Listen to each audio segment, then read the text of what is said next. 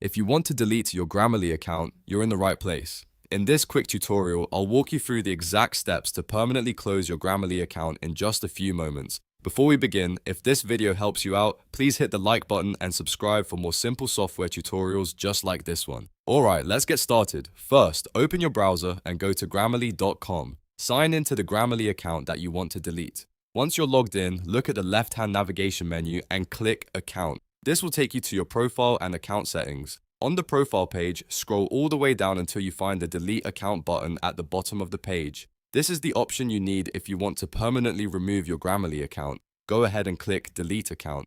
Grammarly will then ask you to verify your identity by entering your password. Type in your password carefully and make sure it's the correct one for the account you're deleting. After that, click Delete Account again to confirm your choice. This final step permanently closes the account, so make sure you're certain before you continue.